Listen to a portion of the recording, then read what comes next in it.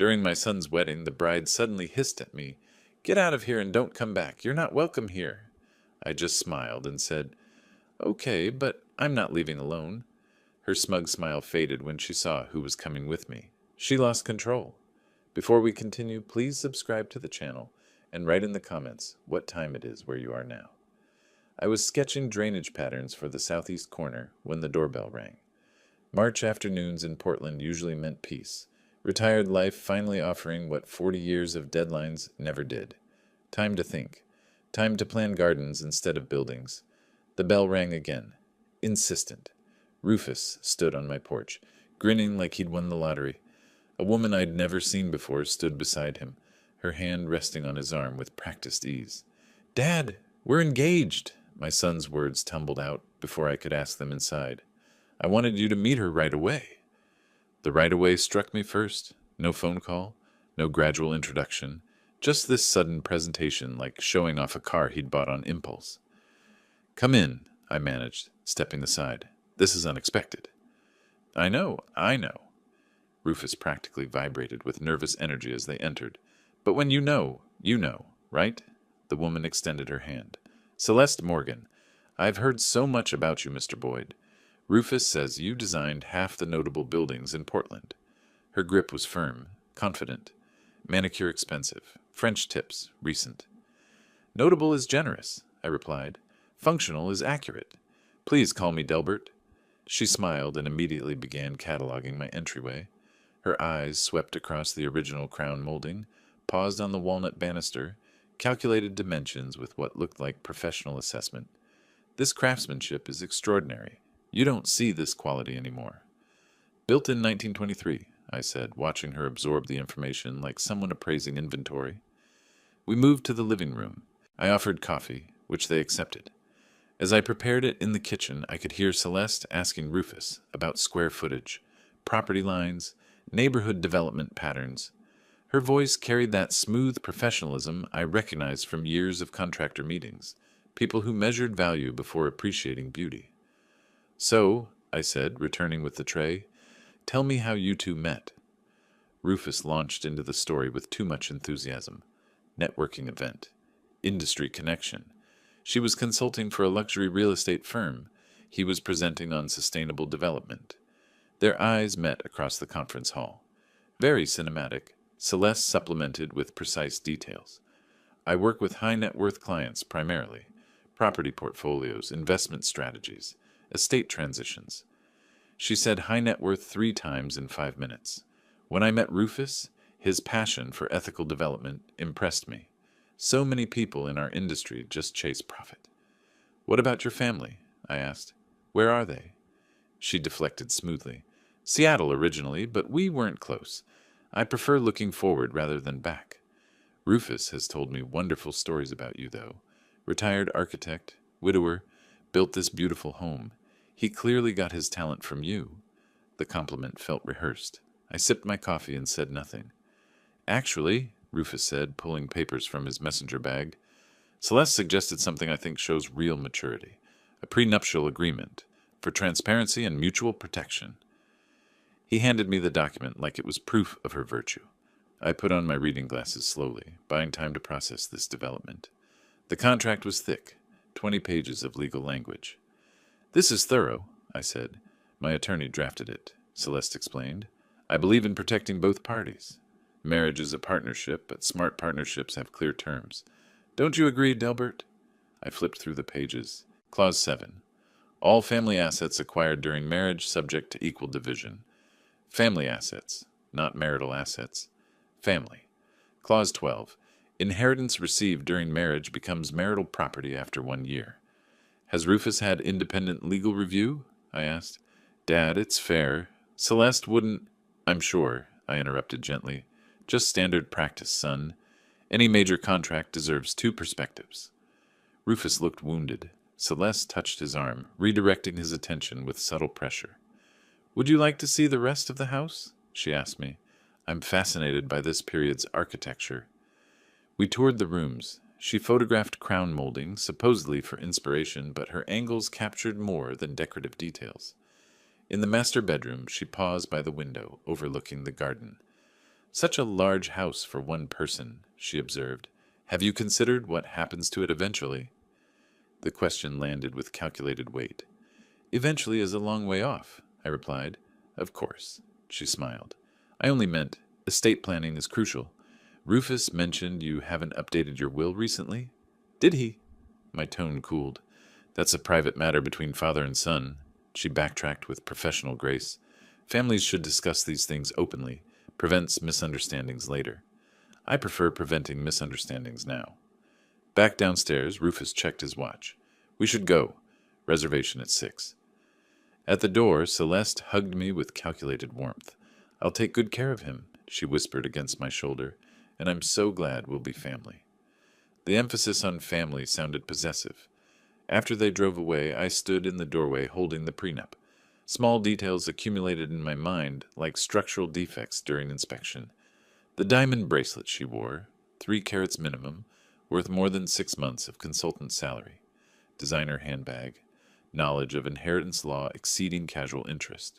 Questions about my will before questions about my favorite foods or hobbies.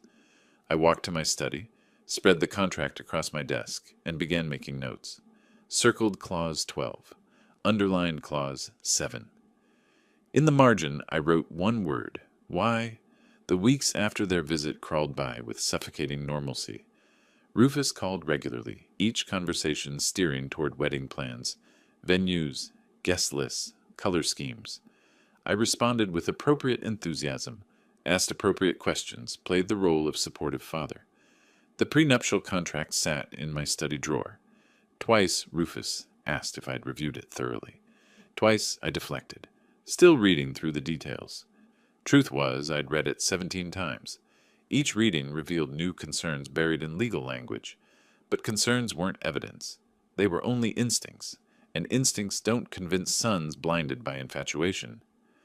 Mid-April arrived with unusual warmth. My former colleague, Robert Chen, called about meeting for lunch downtown.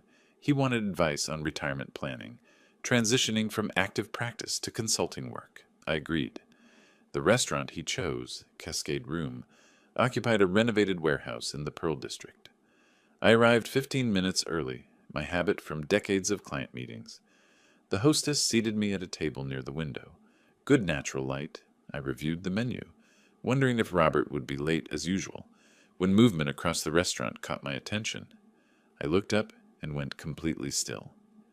Celeste sat at a corner table, partially obscured by a decorative column. A man in an expensive suit sat across from her, early 40s, dark hair, confident posture. Their body language screamed intimacy. She leaned close, her hand covering his on the table. His thumb stroked her wrist with familiar ease. My first instinct was to stand, march over, demand an explanation. My hand was halfway to pushing back my chair when 40 years of architectural discipline overrode emotion. Confront her now with what? Having lunch with someone? She'd have an explanation ready. Business meeting, old friend, innocent coincidence. I needed more than a single observation. I needed pattern. I signaled the waiter. Could I move to that table instead? I gestured toward a spot where a potted plant would provide partial concealment. Better lighting for my work papers. From my new position, I had a clear sightline they couldn't detect. I pulled out my phone, pretended to check messages, and activated the camera. Through the foliage, I photographed them. For 20 minutes, I watched with the attention to detail I'd once applied to blueprint reviews, cataloged every gesture, her fingers tracing his forearm, his hand briefly touching her cheek, the way they shared a dessert with a single fork, laughing at some private joke. When the waiter brought their check, the man paid without hesitation. Expensive bottle of wine, multiple courses visible on the bill even from my distance. They were comfortable together, practiced. This wasn't a first date or second meeting. This was an established relationship. When they prepared to leave, she kissed his cheek and lingered there, her lips near his ear. He whispered something that made her laugh, not the polite laugh she'd used in my living room, but something genuine and unguarded. They exited separately, professional caution suggesting they understood the need to hide. I waited 5 full minutes, paid my own bill quickly with cash, and followed to the parking area. The man climbed into a black Mercedes sedan. I photographed it, capturing the license plate clearly. Robert Chen arrived 20 minutes late, with profuse apologies about traffic. I barely registered our lunch conversation. My mind churned through implications, possibilities, strategies. After we finished, I drove directly to the office of Philip Torres, a journalist I'd known for 20 years through Chamber of Commerce networking. "Philip, I need a favor," I said. "A discreet one." He looked up from his computer. "Discreet usually means trouble. Information only. License plate to name." He studied my expression. "Legal trouble?" "Family trouble. I need to know who someone is before making decisions." Philip leaned back in his chair. "Remember when I needed an architect's assessment before buying that house on Thurman? You found those foundation issues. Probably saved me $50,000.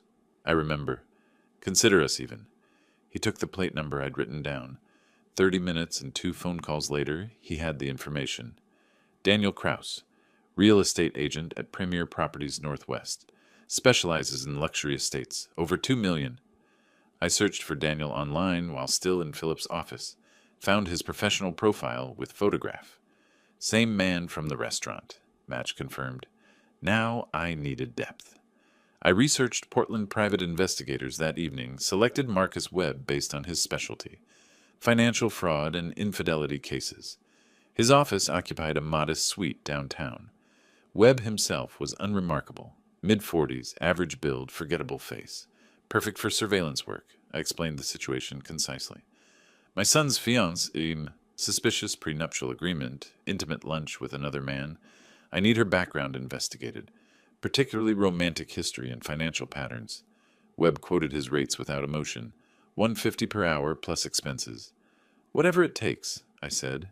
"I want a comprehensive report." He asked one question. "If I find what you're afraid I'll find, what will you do?" I met his eyes steadily. "Protect my son." He nodded and took my retainer check. 2 weeks. I'll be thorough. Those 2 weeks stretched like 2 months. I maintained normal facade with Rufus.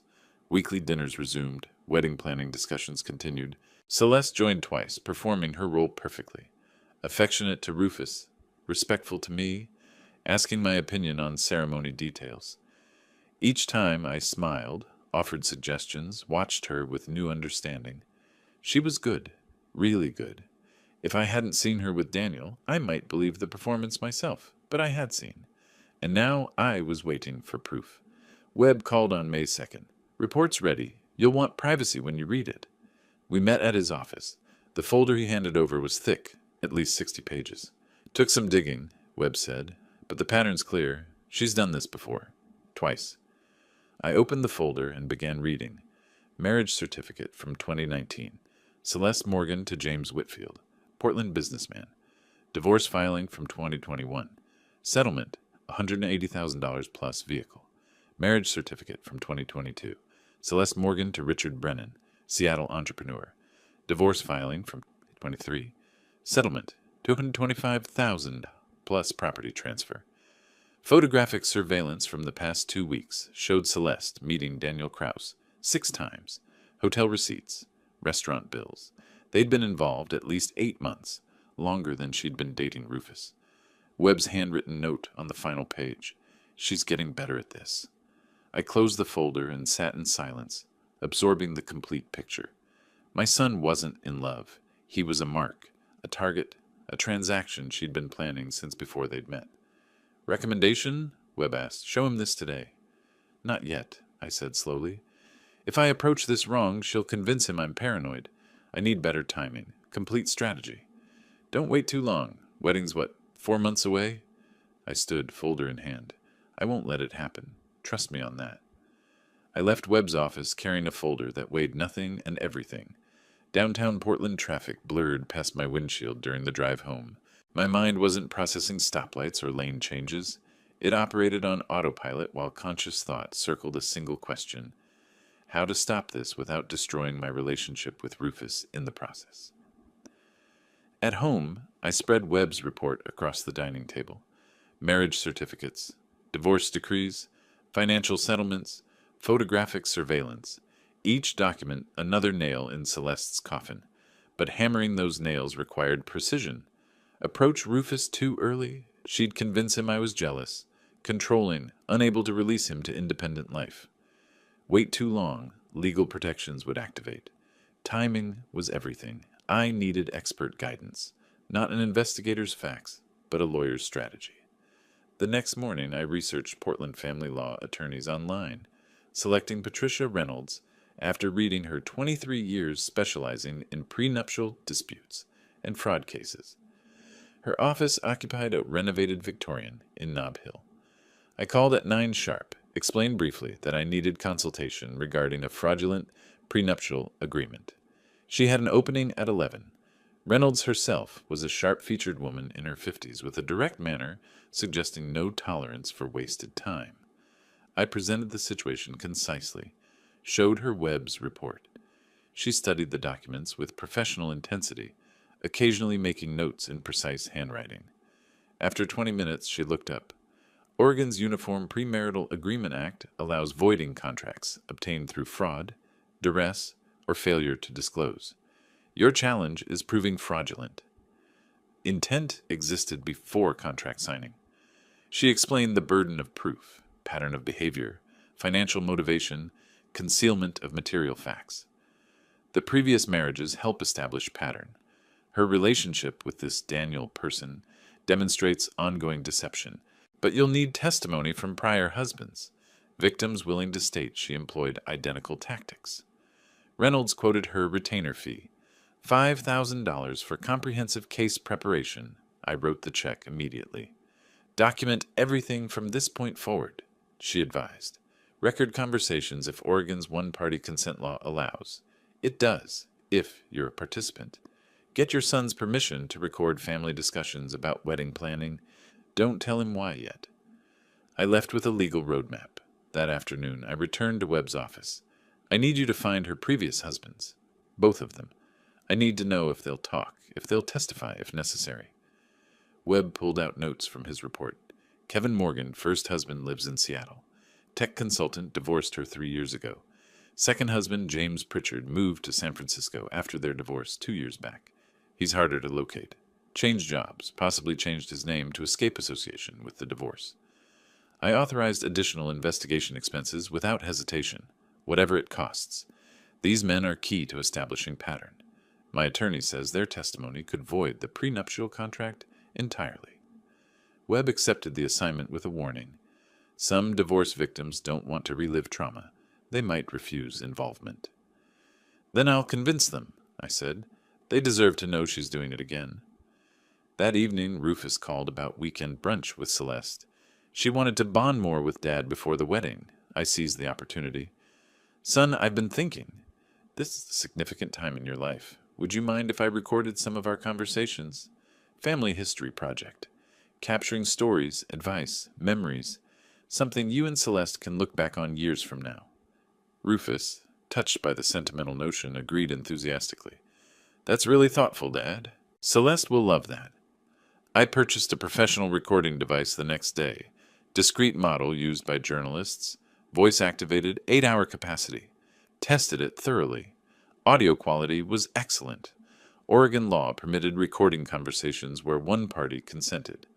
I wasn't breaking any laws, just building an evidence foundation. I created an encrypted folder on my computer, labeled Family Archive 2025. Began a meticulous documentation system. Date, time, participants, key statements, potential legal relevance. Saturday arrived. I activated the recording device in my shirt pocket before Rufus and Celeste arrived for brunch. She entered with practiced warmth, kissed my cheek, brought expensive bakery pastries, complimented recent garden work. Over coffee, the conversation flowed naturally toward estate planning. Celeste initiated smoothly. Delbert, Rufus mentioned you haven't updated your will since his mother passed. That's 8 years. Estate law changes. Tax implications shift. Have you considered reviewing it? I played my role perfectly, slightly confused, appreciative of her concern. I suppose I should. Never been good with legal paperwork? You understand these matters? She leaned forward, eager. I work with attorneys regularly through real estate transactions. I'd be happy to recommend someone. Or we could discuss as family. Understanding everyone's situation helps with long-term planning. Family planning? I repeated carefully. You mean after you and Rufus marry? Exactly. Combined household finances, shared resources, coordinated investments. Modern families operate as economic units. Rufus chimed in, oblivious. Makes sense, Dad. Celeste has a business degree. She's better at financial strategy than either of us. I nodded slowly, playing elderly confusion. So you're suggesting what exactly? Celeste's smile sharpened microscopically.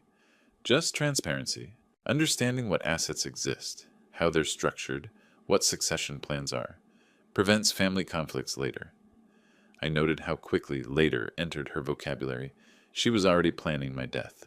I'll think about it, I said mildly. After they left, I immediately uploaded the recording, time-stamped key moments. Her language revealed everything. Combined household, shared resources, succession plans. She wasn't planning marriage. She was planning acquisition. Over the following 2 weeks, Celeste increased contact frequency, called me directly, ostensibly asking opinions about wedding details, venue selection, catering choices, guest list, but conversations always drifted toward my property. This house is so large. Have you considered downsizing? Rufus and I could buy it from you at fair price. You could move somewhere more manageable. Another time, life insurance policies. Do you have adequate coverage? Rufus should be beneficiary, obviously, but have you structured it properly? Each probe grew more blatant. I recorded everything, maintained my naive persona. You're so thoughtful to help with these things. I never know what I'm doing. Internally, I cataloged her tactics with clinical precision. She was accelerating the timeline, trying to secure legal hooks before the wedding. Why the rush? Webb's surveillance showed Daniel Kraus pressing her, their relationship strained by her extended investment in Rufus. She was managing 2 men simultaneously, and the pressure was mounting.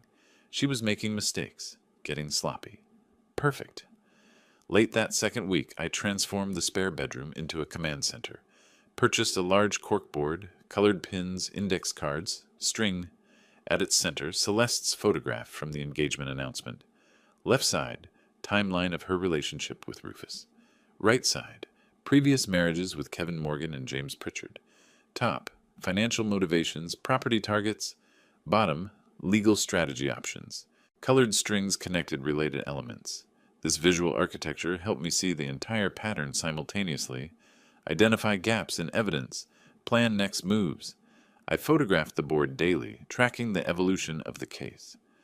One evening, reviewing the latest recording of Celeste probing about my investment portfolio, I sat in that command center and let myself feel the cold fury I'd been suppressing. She actually said, "You're 62," like she was calculating years until inheritance. Most people avoided discussing a parent's mortality. She led with it, and Rufus just nodded along, thinking she was being practical. He couldn't hear what I heard. The assessment, the calculation, the timeline. She wasn't planning a wedding. She was planning an acquisition schedule. Not while I was breathing. 3 more weeks of careful performance.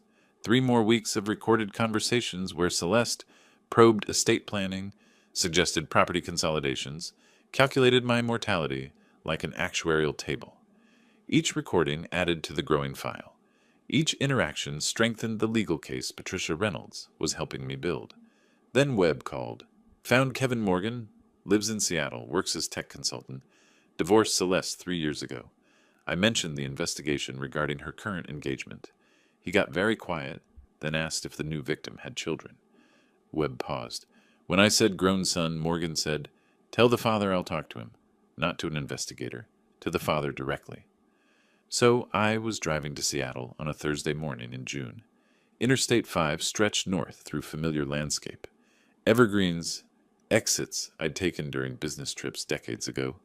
Beside me on the passenger seat, folder containing Webb's report, photographs of Celeste with Daniel, documented timeline of her manipulation, evidence to share, credibility to establish. The CAF? Kevin Chose was in Capitol Hill, quiet neighborhood spot with good coffee and corner booths. I arrived 30 minutes early, selected a table with clear sightlines to the entrance, positioned myself to observe. Kevin Morgan entered at the appointed time, average height, professionally dressed in business casual, carrying visible caution in his body language. I recognized him from the photograph Webb had provided. Stood, extended my hand. "Mr. Morgan, I'm Delbert Boyd. Thank you for agreeing to meet." He shook my hand, assessed me carefully before sitting. "Your investigator said she's engaged to your son. How old?" 37. Kevin winced visibly. "Perfect age. Old enough to have assets. Young enough to rebuild career. I was 39 when I met her." I ordered coffee for both of us. Didn't rush into interrogation. Instead asked, "How are you now? 3 years later?" Kevin appreciated the question. "Better. Rebuilt my consulting practice, though I lost a key client in the divorce settlement. She positioned herself on paper as a business partner, despite never working a day in her life. Financial recovery took 2 years. Emotional recovery is ongoing." His honesty broke the ice. I responded, "I'm trying to prevent my son from experiencing what you experienced. That's why I'm here. Not just for legal ammunition, though I need that, but to understand what I'm actually fighting." Kevin nodded slowly. "You're fighting a professional. She's not a casual con artist.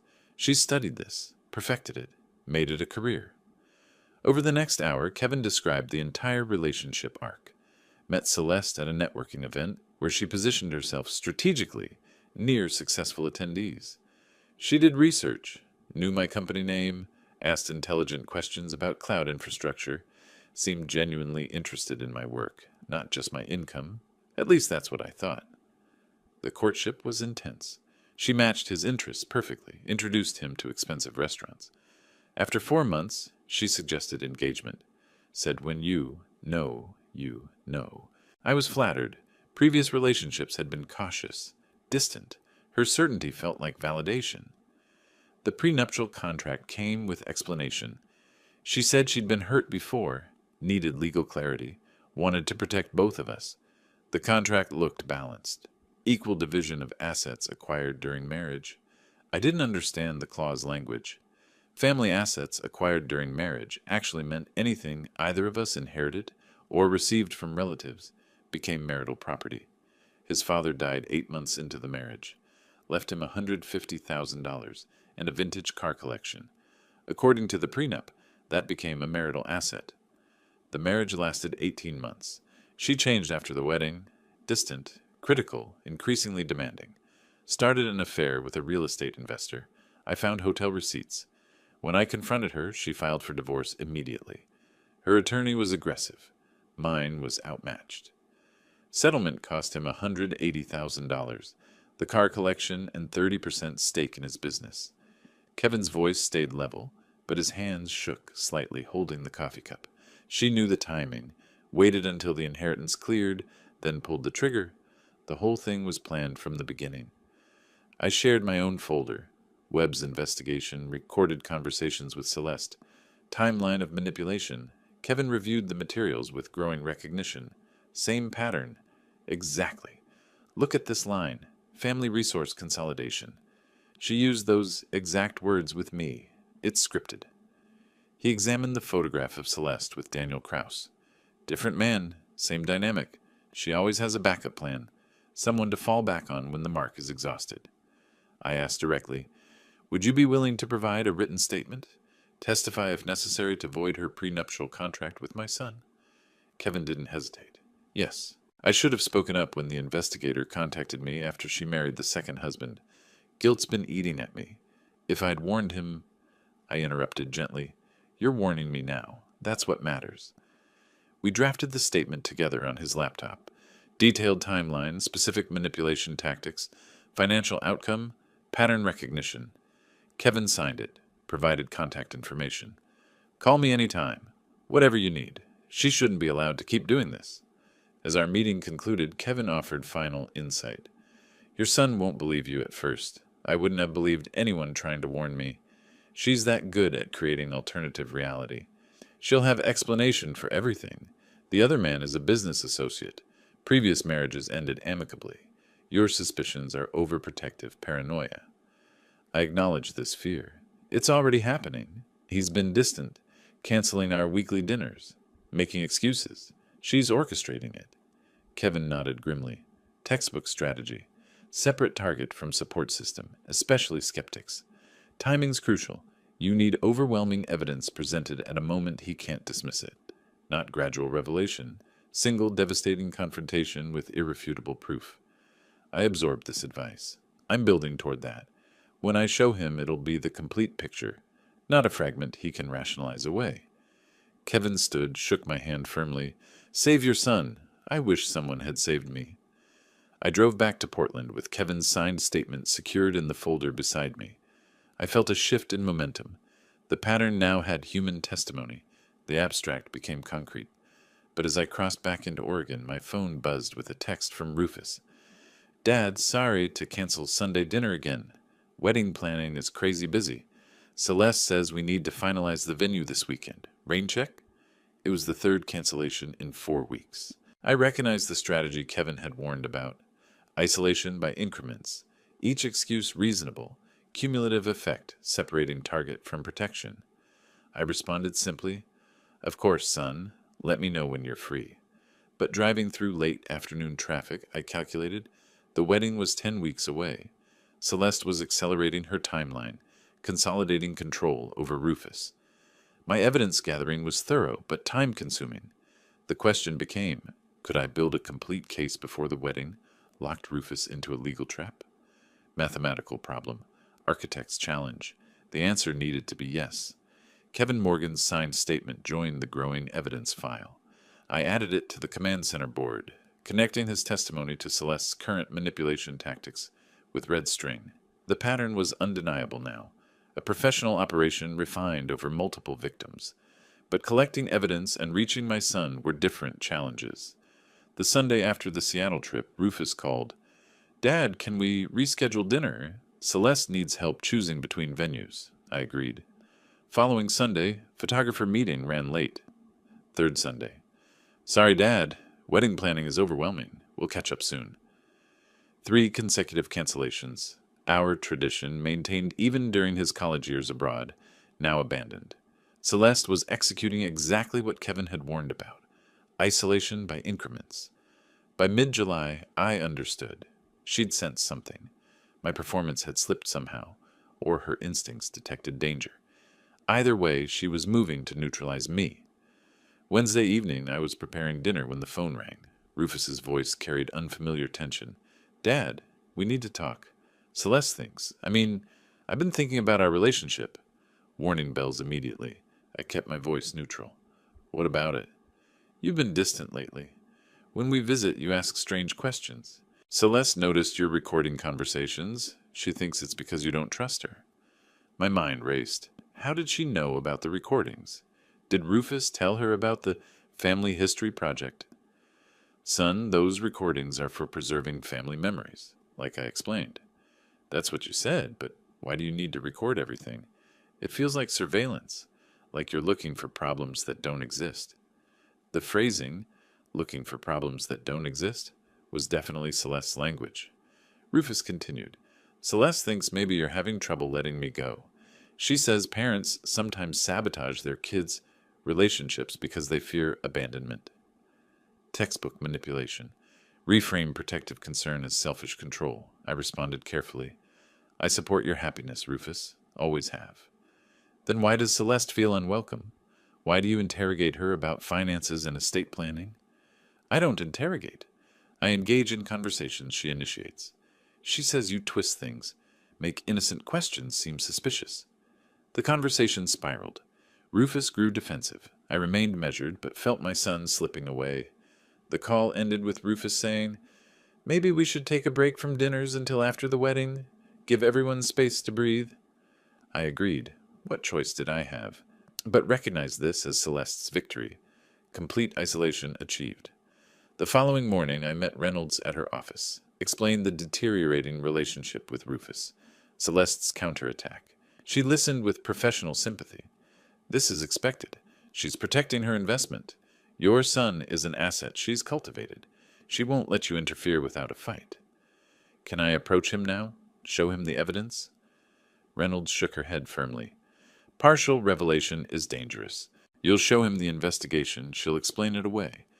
Your father hired a detective because he's paranoid. You present the previous marriages, she says. I was young, made mistakes, learned from them. You showed Daniel Kraus photographs, she claims. Business associate. Your father's twisting innocent meetings. Every piece of evidence you reveal prematurely becomes inoculation. She builds antibodies against the truth. So I do nothing while she turns him against me? You continue building the case. We need overwhelming proof presented at a moment she cannot spin it. Wedding day itself might be ideal. Public setting, emotional stakes high, her guard lowered by perceived victory. I considered this. You're suggesting I let the wedding proceed to the brink of disaster. I'm suggesting you strike when the target is most vulnerable. Celeste expects opposition before the wedding. She's defending against that. She won't expect opposition at the wedding. Element of surprise is your advantage. That afternoon, Webb called. She met Daniel again. Downtown Marriott, room 847. Spent 3 hours there yesterday. I couldn't get inside, obviously, but I planted an audio device in the hallway near the door. Not admissible in court, but gives us intelligence. He emailed the encrypted audio file. I downloaded it, played the recording through headphones. Hotel corridor sounds, elevator dings, footsteps, muffled voices. Then a door opening, Celeste's laugh, Daniel's lower voice. The door closed, but the device captured their conversation through poor insulation. Quality was marginal, but words emerged clearly enough. 10 more weeks of this charade? 8. Wedding's August 16th. After that, timeline accelerates. And the father? He's a problem? Handled. I have isolated the son effectively. Old man can suspect whatever he wants. Rufus won't believe him now. Sound of ice and glass. Movement. You said that about Morgan's brother. He nearly derailed everything. This is different. Rufus is more malleable. No close family except father, and I've poisoned that relationship. After the wedding, the prenup activates. Give it 18 months. 18 months playing devoted wife? I've done longer. Remember the contractor? 2 years of that tedium. This one's easier. He actually believes I love him. Cruel laughter from both. I stopped the playback. Sat in silence. Hearing her voice, not the warm tone she used with me, but cold calculation with Daniel, crystallized everything. This wasn't romance gone wrong. It was premeditated fraud, and Rufus was completely blind to it. The following Sunday, I violated my own strategic patience. Drove to Rufus's apartment unannounced, hoping to catch him alone. He answered the door with surprise, bordering on irritation. "Dad, what are you doing here?" "Wanted to see you. We've barely talked in weeks." He didn't invite me inside. We talked in the doorway, awkward and stilted. I tried an indirect approach. "Son, have you had an independent attorney review the prenuptial contract?" "Why would I need that? Celeste's attorney drafted it fairly. Standard practice to have separate legal counsel." "Dad, stop. This is exactly what Celeste warned about. You're trying to undermine our relationship." "I'm trying to protect. I don't need protection. I'm 37 years old, capable of making my own decisions." I saw Celeste's purse on the entry table, realized she was inside listening, probably coached this entire exchange. "Rufus, please, just listen." "No, you listen. If you can't support this marriage, maybe you shouldn't attend the wedding. Think about that." He closed the door. I stood in the empty hallway, feeling defeat. Driving home, I understood. Reynolds was right. Partial approach failed. I needed overwhelming confrontation, not gentle persuasion. But the cost was watching my son drift into disaster while I prepared. Back home, I updated the caseboard with latest developments. Created a new section. Counterattack timeline. Documented each cancellation. Rufus's changing language. Celeste's escalating control. Added the transcript of the hotel recording. Photographs Webb had captured. The evidence Webb covered an entire wall now. Financial documents, surveillance photos, Kevin Morgan's testimony, recorded conversations, timeline analysis. Any objective observer would see the clear pattern. But Rufus wasn't an objective observer. He was the target, the mark, the victim in progress.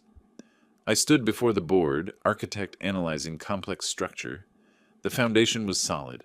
Legal framework through Reynolds, victim testimony through Kevin, surveillance evidence through Webb, documented manipulation through recordings. But timing remained the critical variable. Strike too early, the structure collapsed. Wait too long, Rufus was legally trapped. Wedding date, August 16th, loomed like a deadline. 8 weeks away now. I made my decision. Let Celeste think she'd won. Play the defeated father accepting loss. Lower her guard completely. Then at the wedding, when she was most vulnerable, most confident, most exposed, strike decisively. No warning, no mercy, complete revelation. Late July became early August. Weeks of silence from Rufus. No calls, no texts, complete radio silence. I maintained the strategic withdrawal, resisting every urge to reach out. Let Celeste believe she'd won. Let her guard drop. Meanwhile, the work continued. Webb submitted final surveillance reports. Celeste and Daniel met 4 times in 10 days as the wedding approached. Hotel rooms, expensive restaurants, extended afternoons at his waterfront condo. Each meeting documented, photographed, time-stamped. The pattern was clear. They were planning the post-wedding phase, confident in their scheme. Patricia Reynolds organized the evidence into a legal presentation. Victim testimony, financial documentation, surveillance materials, recorded conversations, prenuptial analysis. This would convince any judge, she said, but your audience is your son, not a court. Arrange materials for emotional impact, not just legal strength. 2 weeks before the wedding, I was ready. Then the phone rang. It was Wednesday evening, August 6th. I was in the command center arranging evidence packets when Rufus's name appeared on my screen. First call in 3 weeks. Dad. His voice was uncertain, almost sheepish. Hi, son. Silence stretched between us. Then, wedding Saturday. I know we've had distance lately, but you're still my father. I want you there. I was careful. Does Celeste want me there? He trailed off. She thinks maybe it's not a good idea. But it's my wedding too. I'm inviting you. I appreciate that. Of course I'll attend. Really? I thought maybe you'd... I support your happiness, Rufus. Always have. More silence. I sensed he wanted to say more, couldn't quite form the words. Finally, ceremonies at 3 p.m. Brookside Country Club, reception following. You don't have to stay long if it's awkward. I'll stay as long as appropriate, I said, but I need to tell you something important at the wedding. Will you give me a few minutes of your time? Before or after the ceremony? Your choice. Important? Like what? Information you need to have. About your future. Your marriage. His defensive tone returned. If this is more criticism of Celeste, it's information. What you do with it is your choice. Just promise you'll listen. Reluctantly. Fine. After the ceremony. Brief conversation. Thank you. That's all I ask. The call ended. I sat motionless, processing. Rufus, reaching out, despite Celeste's objections, suggested that manipulation wasn't absolute. Some part of him still valued our relationship, still wanted his father's presence. This complicated the emotional calculus. The revelation would devastate him, but the alternative was worse. The first week of August, I transformed months of accumulated materials into strategic presentation. Created 3 identical evidence packets, one for Rufus, one for Reynolds as legal backup, one for my own reference. Each packet organized chronologically. Section 1, Background, Kevin Morgan's written testimony, financial records of previous divorces, pattern analysis. Section 2, Current Deception, Webb's surveillance photographs of Celeste with Daniel spanning 3 months, hotel records, timeline showing meetings throughout Rufus's courtship. Section 3, Manipulation Evidence, transcripts of recorded conversations highlighting financial probing, estate planning pressure, isolation tactics. Section 4, The Smoking Gun, transcript of the hotel hallway recording where Celeste and Daniel discuss timeline, financial calculations, explicit acknowledgement of the scheme. Section 5, Legal Analysis, Reynolds' assessment of the prenuptial contract, fraud indicators, grounds for annulment. Each section marked with color-coded tabs, key passages highlighted. The presentation was a masterwork of architectural organization, logical flow, building evidence systematically, culminating in undeniable conclusion. I sealed the packets in professional folders, labeled them simply, The Truth About Celeste Morgan, stored 2 copies in the safe, kept one accessible for wedding day, also created a digital backup on an encrypted USB drive. If physical materials were somehow compromised, the evidence survived. August 8th, I met Reynolds for what we both understood was the final pre-confrontation session. She reviewed the evidence packets, pronounced them devastating, then addressed practical concerns. Wedding day revelation is high-risk strategy. Rufus will be emotionally vulnerable, potentially defensive. Celeste will try to control the narrative immediately. You need to present everything at once. Give him no time to process through her filter. What's your recommendation? Pull him aside privately after the ceremony, if possible. Find a moment when you can speak to him alone with the evidence. She paused. What's your extraction plan? Extraction? After revelation, Rufus will need space away from Celeste to process. She'll try to isolate him immediately. Spin the evidence. You need somewhere he can go. Your house, hotel room, anywhere she can't follow. I hadn't considered this. My house. I'll insist he come home with me to discuss. Reynolds nodded. Good. Have a bag packed for him. Clothes, toiletries, whatever he might need for a few days. Show him you're prepared to support him through the aftermath. August 10th, Webb delivered his concluding investigation materials. Final photographs showed Celeste and Daniel at a waterfront restaurant 3 days prior, their conversation apparently intense. Based on their body language and duration, 2 hours, I'd say they're finalizing post-wedding plans. She's stressed, he's reassuring. Timeline's approaching and she's feeling pressure. Webb also provided financial intelligence. I pulled Daniel's recent transactions through a source I have. He's paid for all their hotel rooms, dinners, even bought her expensive jewelry she probably won't wear around Rufus. He's invested significantly in this relationship. I absorbed this additional dimension. So Daniel's a victim too, in his way? Willing victim. He knows what she's doing to your son. That recording proved it. He's complicit. Webb extended his hand. Good luck. This has been the most satisfying case in years, stopping a predator before she completes the cycle. August 12th, evening, 4 days before the wedding. I was reviewing the evidence packets when the phone rang again. Rufus's voice. Ceremonies at 3 p.m. Brookside Country Club. I know I already told you, but I wanted to make sure you're really coming. I'll be there, son. Okay, thanks, Dad. After he hung up, I sat in silence. That night, I wrote a letter to Rufus, sealed it in an envelope to be opened only if the confrontation went catastrophically wrong. Explanation of the investigation, motivation, evidence location, apology for method, but not for intention. Place the letter in my safe deposit box with instructions for my attorney. Backup plan in case of worst outcomes. August 15th, Friday evening, night before the confrontation. I prepared methodically, laid out my formal suit, ensured the evidence folder was ready, tested the recording device, small digital recorder that fit in my jacket pocket, reviewed key talking points for presentation, ate a light dinner, needed a calm stomach tomorrow, sat in the command center one final time, reviewing the evidence board, months of work compressed into tomorrow's minutes. I photographed the entire board with my phone, visual record of the investigation's evolution, then systematically dismantled it, filed the materials. The command center transformed back into a guest bedroom. Physical evidence removed, but psychological preparation complete. That night, sleep was elusive. I lay in darkness, mind running through scenarios.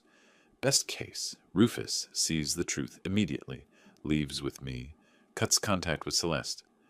Worst case, Rufus believes her spin, chooses fiancé over father, proceeds with wedding. Most likely, confusion, denial, gradual acceptance over hours or days. I was prepared for all scenarios, but hoped for swift recognition. As dawn approached, I finally slept briefly, dreaming of construction sites and buildings collapsing, of foundations that held and those that failed. Woke at 6. Wedding day had arrived. Wedding morning arrived with gray Portland skies, threatening rain that never came. I dressed methodically. Formal charcoal suit, white shirt, conservative tie. The evidence folder slipped into my jacket's inner pocket. Weight barely noticeable, but presence constant. Digital recorder tested one final time. Battery full, memory clear. Voice activated function engaged. I arrived at Brookside Country Club 90 minutes before the ceremony. Wanted to observe the setup, understand venue layout, identify private spaces where post-ceremony conversation with Rufus could occur. The club occupied rolling hillside overlooking Willamette Valley, manicured lawns, vintage architecture, discreet wealth. The parking lot was already filling with expensive vehicles. Inside, controlled chaos of final preparations, florists adjusting arrangements, caterers organizing the reception hall, photographer testing lighting angles. I positioned myself strategically for the ceremony. Back row, aisle seat, clear sightline. Guests arrived in waves. Celeste's side filled quickly with well-dressed strangers. Rufus's side remained sparse, evidence of the isolation she'd engineered. I recognized few of his colleagues, no close friends. The wedding party assembled, then the processional music began. Celeste appeared at the aisle's head, objectively beautiful in an elaborate white gown that probably cost $15,000. She walked toward Rufus with practiced grace, smile radiating confidence. I activated the recording device with a subtle pocket touch. Vows were exchanged. I promised to love, honor, cherish, each word from Celeste's mouth, a documented lie. Rings placed. I now pronounce you husband and wife. Guests applauded. The couple kissed. I watched my son seal a legal trap, knowing I had perhaps 30 minutes to spring him free. The reception began in the adjacent ballroom. Cocktail hour proceeded. Champagne flowing. Appetizers circulating. I maintained a peripheral position, declined alcohol, observed. Celeste remained attached to Rufus's arm, steering conversations, intercepting anyone who approached him independently. Classic control behavior. I tracked the venue layout mentally. Main ballroom, side rooms for private conversations, emergency exits, DJ booth with microphone set up for toasts. Identified optimal private space, small library off the main hallway. Door closes, windows provide light, furniture suitable for document review. Reception transitioned to seated dinner. Assigned seating placed me at table 8, far from the head table where the newlyweds sat elevated. Deliberate slight, undoubtedly Celeste's arrangement. Throughout dinner I watched her. She was radiant, victorious, completely confident. Perfect. Then dessert concluded, and the DJ announced, "Now we'll hear from the bride's parents," followed by father of the groom. Before toast began, Celeste excused herself from the head table. She detoured to my table, leaned down close, voice low enough only I could hear. "Delbert, I want to thank you. You raised a wonderful son. Your job is complete now." She paused, gauging my reaction. I remained expressionless. "This is my family now. Rufus and I discussed it. We need space to build our marriage without interference, meaning you should probably leave soon. You've been here for the ceremony. That's sufficient." "Rufus asked me to stay for toasts," I said calmly. "Rufus asks for many things when he's being sentimental. I'm telling you what's actually best for him. And frankly," her mask slipped slightly, contempt breaking through, "you're excess here. You don't fit with our friends, our lifestyle, our future. Go home. Don't come back." She straightened, smoothed her dress. I spoke quietly. "All right, Celeste." She smiled, vindicated. "But I'm taking someone with me when I leave." She paused, processed this. "Taking someone? What does that mean?" "You'll see shortly." Something in my tone finally registered. Her confidence wavered microscopically. "What are you—" "Enjoy your reception, Celeste. What's left of it." I stood, walked toward the DJ booth. She watched, uncertainty blooming into concern, but couldn't pursue without creating a scene. I reached the DJ booth as the bride's parents concluded their generic well wishes. The DJ extended the microphone. "You're next, sir, father of the groom." I accepted the microphone, stepped to where the entire reception could see me. 200 faces turned my direction. Rufus watched from the head table, anxious but expecting a conventional toast. Celeste's expression showed first real alarm. "Thank you all for attending this celebration. I'm Delbert Boyd, Rufus's father." Standard opening. Guests relax slightly. Traditionally, this is the moment for a toast, celebration, well wishes. Welcoming a new family member? Pause. "I'm not giving that toast. What I have to say is more important than tradition. Rufus," I looked directly at my son, "I need to speak with you. Privately. Immediately. This cannot wait." The room's energy shifted, sensing irregularity. Rufus half stood. "Dad? What are you—" "Rufus, I need to speak with you. Privately. Right now. This is extraordinarily important." Silence blanketed the reception. Celeste's face drained of color. This can wait. Let's continue the reception. Address family matters later. No, I interrupted firmly. This cannot wait. Rufus, give me 10 minutes. Private conversation. What I show you will change everything. Reception frozen in confused silence. Guests whispered, uncertain whether this was planned drama or real conflict. Rufus stood fully, torn between my urgency and Celeste's restraining hand on his arm. She hissed something inaudible. He shook his head, stepped away from the table. 10 minutes, Dad. Then you need to explain why you're disrupting my wedding. He walked toward me. Celeste rose to follow. I raised my hand. Just Rufus. This conversation is between father and son. He's my husband now, Celeste protested. I have a right. You have no rights to this conversation. Rufus, please. Library down that hall. Just us. Rufus nodded, uncertainty clear but curiosity stronger. We walked toward the exit. Behind us, Celeste called, Rufus, don't let him manipulate you. Whatever he's about to say. Her voice faded as we entered the hallway. I guided my son to the library, opened the door, gestured inside. Rufus entered. I followed, closed the door firmly. Through the wood, muffled sounds of the agitated reception. We were alone now. The moment of truth had arrived. The library door clicked shut. Silence pressed against us, thick, anticipatory, breakable. Rufus stood near the bookshelf, arms crossed defensively, jaw set, his wedding suit still perfect, boutonniere still fresh, husband for less than 3 hours. All right, he said tersely. 10 minutes. You've destroyed my wedding reception for this. Show me whatever evidence justifies that. I removed the folder from my jacket, placed it on the mahogany table centered in the room, maybe 2 inches thick, months of investigation compressed to portable form. My hands were steady. I'd spent too long preparing for this moment to tremble now. Before I open this, understand something. Everything inside was legally obtained. Nothing fabricated, nothing misinterpreted. Independent verification available for every claim. Why are you talking like a lawyer? Just show me. I opened the folder to the first section. This is testimony from Kevin Morgan. Rufus frowned. Who? Celeste's first husband. His expression flickered. Surprise. She told me she'd never been married. I slid the document across the table. Read it. He picked up the pages reluctantly, began scanning. Kevin's statement was detailed. Courtship timeline, engagement after 4 months, prenuptial contract, marriage duration, financial manipulation, divorce settlement costing him $180,000 plus business stake. Rufus read slowly, color beginning to drain.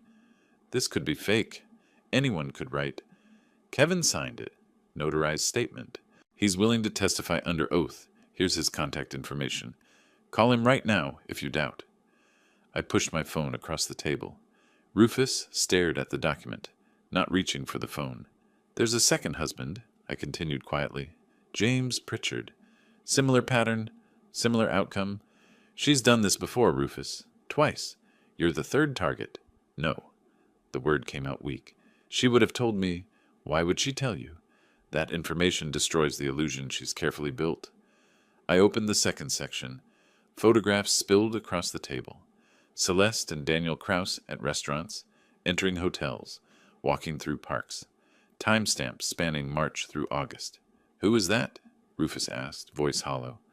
Daniel Kraus, real estate agent. They've been involved for at least 8 months, longer than she's known you.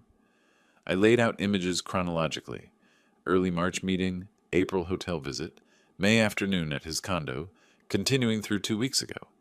Every time she claimed late work meeting, client showing, she was with him. Rufus picked up a photograph showing them kissing outside a hotel entrance. His hand trembled. You hired a private investigator to follow my fiancé? I hired an investigator after accidentally seeing them together. Would you have believed me without proof? This doesn't mean maybe it ended before we got serious. It didn't end. Look at the dates. This one, I pointed to a recent photo, was 3 days before your wedding. I opened the third section, financial documents. Look at the divorce settlements. Pattern of timing. Marry quickly, stay 18 months to 2 years, file for divorce once significant assets have been acquired. Your prenup, it's designed to maximize her financial access after 1 year. Stop, Rufus's voice broke. This is... He couldn't finish. I pressed forward, had to complete the presentation while his defenses were crumbling. During wedding planning, I recorded family conversations. You gave permission, remember, of Family History Project? Rufus nodded numbly. I recorded because I suspected manipulation. I opened my laptop, cued audio files. Listen. I pressed play. Celeste's voice filled the library, warm and concerned. Delbert, have you updated your will recently? Estate planning is so important. Recording continued through her probing questions about property value, inheritance structure, succession planning. Each clip showed calculated financial interests masked as helpful concern. Rufus listened with growing horror. One more piece, I said. Most important. I cued the final audio file. This was recorded in a hotel hallway. Audio quality isn't perfect, but the words are clear enough. I pressed play. Celeste's voice emerged, talking to Daniel. 8 more weeks of this charade. Her laugh, cruel and calculated. Daniel. And the father? He's a problem? Handled. I've isolated the son effectively. Old man can suspect whatever he wants. Rufus won't believe him now. Sound of movement, ice clinking. Daniel, you said that about Morgan's brother. Celeste, this is different. Rufus is more malleable. After the wedding, the prenup activates. Give it 18 months. Daniel, 18 months playing devoted wife? Celeste, I've done longer. This one's easier. He actually believes I love him. Their laughter. I stopped the playback. Silence crushed the library. Rufus sat frozen, face completely drained of color. His breathing had gone shallow. For 30 seconds he didn't move. Then, that's her voice. Not a question. Statement. Yes. She called our marriage a charade. Yes. She said I'm malleable, that I believe she loves me. His voice cracked on the final words. I'm sorry, son. He stood abruptly, paced to the window, stared out at manicured grounds where hours ago he'd married the woman whose voice still echoed. He actually believes I love him. The prenuptial contract, I said gently. It's designed to maximize her financial access. If you stay married 12 months, she's entitled to 40% of assets acquired during marriage. Legal trap disguised as mutual protection. Rufus turned from the window. His face had transformed, shock giving way to something colder. She planned this? From the beginning. Researched me, targeted me, performed caring girlfriend, manipulated me away from you, married me, all for money. Yes. What do I do? His voice was empty. First decision is simpler. Do you continue this reception celebrating a marriage that's built on lies, or do you end it now? He looked at the closed door. Beyond it, 200 guests waited. Celeste waited. Music probably playing. I end it, he said quietly. Then louder. I end it now. He walked to the door, yanked it open, strode down the hallway toward the reception. I followed, carrying the folder. We entered the reception hall together. The music stopped. The DJ noticed our entrance. Conversations died as guests turned. Celeste stood from the head table, relief crossing her face, until she saw Rufus's expression. He walked directly to her, stopping 3 feet away, the entire room watching. The wedding is canceled, Rufus announced, voice carrying to every corner. Gasps rippled through the guests. Celeste's face went white. Everyone can leave. Reception is over. I apologize for the disruption, but this marriage was a mistake. Please go. He turned, walked back toward the exit. Celeste found her voice. Rufus, what did he tell you? What lies? The truth, Rufus said without turning. About Daniel. About your previous marriages. About your plans for our marriage. He's lying. He's manipulating you.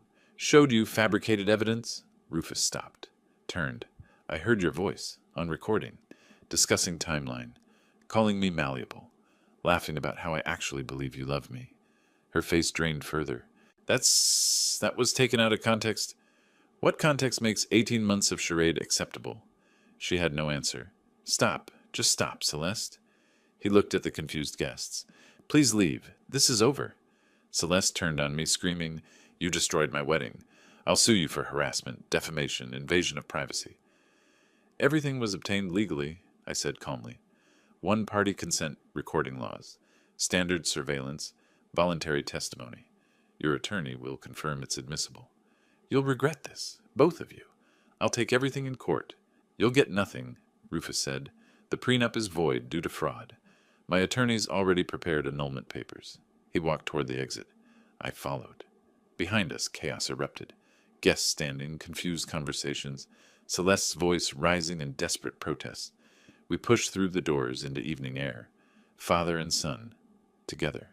We drove away from Brookside Country Club in silence. Rufus sat in the passenger seat, still wearing his wedding suit, minus the boutonniere he'd torn off and discarded. His hands trembled slightly, shock settling into his system like poison. At my house, he went directly to the guest room, his childhood bedroom, essentially unchanged, and stayed there 3 hours. I didn't intrude. Let him process alone. When he emerged, his face was blotchy from crying, but his voice was steady. Tell me what happens next legally. That night, we called Patricia Reynolds. She arrived within the hour, spread evidence across my dining table, explained legal strategy. Rufus listened like a man receiving a terminal diagnosis, absorbing information about dissolution of the life he thought he'd built. 5 days later, Celeste's attorney served papers. She was suing for breach of contract and emotional damages. $1 million. Reynolds smiled when she read it. Perfect. She's engaging on legal ground where we're strongest. We met in Reynolds' office a week after the wedding confrontation, morning light through windows. The three of us around a conference table covered with legal documents and evidence files. Reynolds reviewed Celeste's lawsuit with professional detachment. She's claiming you breached the prenuptial contract by refusing to honor the marriage, seeking enforcement of contract terms plus emotional distress damages. Classic aggressive legal posturing meant to intimidate you into settlement. Rufus looked exhausted. Can she win? No. The contract was procured through fraud. Your father documented that extensively. But we'll need to prove fraudulent intent in court. That means presenting all evidence publicly. Kevin Morgan's testimony, surveillance materials, recordings, financial analysis. She paused, assessing Rufus carefully. This will be painful. Your private humiliation becomes public record. Celeste's attorneys will argue you were a willing participant who changed his mind after the wedding. They'll paint you as vindictive. Let them, I said, because we have her voice on recording, calling the marriage a charade, discussing an 18-month timeline, laughing about his belief in her love. We have 2 previous victims with identical patterns. Reynolds organized papers into presentation folders. The hearing is scheduled 2 weeks out. I'll file a counter motion to void the contract based on fraud. We'll request the court also refer the matter to the district attorney for criminal investigation. The week before the hearing, Reynolds conducted practice testimony with Rufus. She played opposing counsel, attacking his credibility with brutal efficiency. Mr. Boyd, isn't it true you willingly pursued a relationship with Ms. Morgan? That you proposed marriage? That you signed the prenuptial agreement after reviewing its terms? Rufus, exhausted from emotional turmoil, struggled to maintain composure. Yes, but I didn't know. Didn't know what? That relationships require trust? Or did you simply regret your decision and concoct an elaborate fraud narrative to escape consequences? That's not. You hired a private investigator to follow your fiancé, recorded private conversations. These are actions of a paranoid, controlling individual, not a victim. Rufus's hands clenched. Reynolds softened, returned to her normal tone. That's what they'll do. Twist facts, attack character. You need to stay calm, stick to evidence. When they attack, respond simply. I believed I was in an honest relationship. Evidence proved otherwise. The courthouse hearing room was smaller than I expected. Wood paneling, judge's bench elevated, gallery seating for perhaps 30 people. Celeste sat at the plaintiff's table with 2 attorneys. Designer suit, projecting confidence. She avoided eye contact with us. Judge Margaret Chen, mid-50s, reviewed the filings with evident skepticism toward Celeste's claims. Reynolds presented our case first. Your Honor, this isn't a simple contract dispute. It's exposure of systematic fraud. Ms. Morgan has a pattern of targeting financially stable men, marrying quickly, positioning herself legally, then divorcing profitably. Mr. Boyd is the 3rd known victim. We have testimony from a previous husband. Kevin Morgan took the stand, sworn in, recounted his experience. Celeste's attorney objected repeatedly, irrelevant to current case, but Judge Chen allowed testimony. Pattern evidence is relevant to fraudulent intent claims. Kevin was articulate, detailed, credible. Described identical courtship tactics, prenuptial manipulation, financial devastation. Under cross-examination, Celeste's attorney tried discrediting him. Isn't it true you're bitter about your divorce? That you've contacted Ms. Morgan's subsequent partners, seeking revenge? I contacted this young man's father, Kevin corrected firmly, to prevent him from suffering what I suffered. That's not revenge. That's decency. Gallery observers took visible notice. Reynolds then played the hotel recording.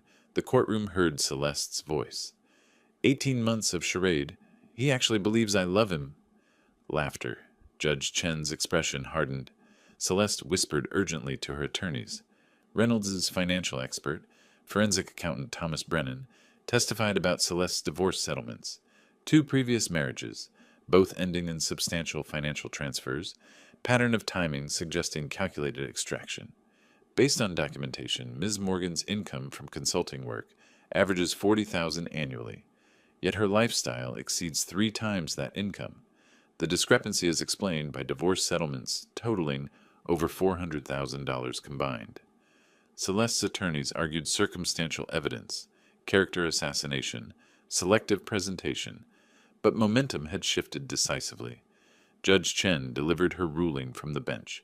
Having reviewed evidence, including recorded admissions, testimony from a previous victim, and financial analysis, this court finds the prenuptial agreement was procured through fraudulent misrepresentation and concealment of material facts. The contract is void. Plaintiff's claims for breach and damages are dismissed with prejudice. She paused, consulting notes. Furthermore, evidence suggests potential criminal fraud. The court is referring this matter to Multnomah County District Attorney for investigation into possible charges under Oregon fraud statutes. Ms. Morgan, you should consult with criminal defense attorney. The gavel struck. Celeste's face went ashen. Her attorneys immediately requested private conference. Reynolds leaned toward us. That's complete victory. She has nothing now. Outside the courthouse, late August afternoon, sunshine felt surreal after the windowless hearing room. Reporters approached, but Reynolds deflected them professionally. Rufus stood on the steps, physically present but emotionally distant. It's over? He asked quietly. The civil case is over, I confirmed. Criminal investigation is beginning. But for you, yes, you're free. He nodded slowly, processing. I still can't believe I didn't see it. Every sign was there. She's a professional, that's the point. Making marks, not see signs. We walked to the parking structure. Reynolds followed, carrying her briefcase of legal documents. The district attorney's office will contact you both for statements. Likely they'll prosecute. Evidence is overwhelming. She'll probably accept a plea deal rather than trial. As we reached my car, my phone buzzed. Text from Webb. Daniel Kraus just posted public statement distancing himself from Celeste. Claims he was misled about nature of her relationship with Rufus. Rats fleeing sinking ship. I showed Rufus the message. He read it without expression. Then finally something like satisfaction crossed his face. Good, he said. Let everyone know what she is. We drove home together. Weeks passed. Rufus stayed in my guest room, emerging gradually from shock. First week, mostly silent. Second week, small conversations. Third week brought the apology I hadn't requested, but he needed to give. Dad, I owe you an apology, Rufus said one evening, for doubting you, for choosing her manipulation over your protection. You saw what I couldn't. I'm sorry. You trusted someone you loved, I replied. That's human nature. She exploited it professionally. You listened when it mattered. At the wedding, you gave me those 10 minutes. That took courage. How do we fix our relationship? Same way you'd fix any structure. Assess foundation, repair cracks, rebuild systematically. We resumed Sunday dinners. Simple routine, gradually rebuilding connection. Fourth Sunday, he mentioned starting therapy, counselor specializing in manipulation recovery. She's helping me identify the tactics I missed, he said. That awareness prevents repeat, I confirmed. A month later, Rufus raised finances. Wedding cost 50,000. My savings are gone. I'll loan you 50,000. 3% interest. 5-year repayment. He looked surprised. You don't have to charge interest. This is a loan, not a gift. Loans preserve responsibility. You'll repay this because you'll take ownership of recovery. He signed the agreement carefully. Thank you for treating me like an adult who made an expensive mistake. Early September, Reynolds called with updates. DA accepted Celeste's plea deal. 3 years probation, restitution, criminal record. She left Portland. License revoked, reputation destroyed. Based on your case, Reynolds added, DA found 2 additional potential victims. You stopped a serial predator. Late August afternoon, Rufus and I stood on my terrace overlooking Portland. Sunset painted the sky orange and purple. I've been thinking about trust, Rufus said. I trusted her blindly. Now I'm paranoid. Neither is healthy. Trust is important, I agreed, but verification is more important. Trust, then verify. Watch for consistency between words and actions. Celeste's words were perfect. Her actions revealed truth. Like blueprint inspection, he said, design can be beautiful, but you verify the calculations. Exactly. You're an architect's son after all. He smiled. First genuine smile in months. I'm lucky. Some people don't have a father who builds cases to save them. Some do. They just need to recognize protection when it's offered. I recognize it now. We stood in comfortable silence as the sun set, relationship healed, justice served, fresh start established. The architect's work was complete. If you like this story, please like this video, subscribe to the channel, and share your impressions of this story in the comments. To listen to the next story, click on the box on the left. Thank you for watching.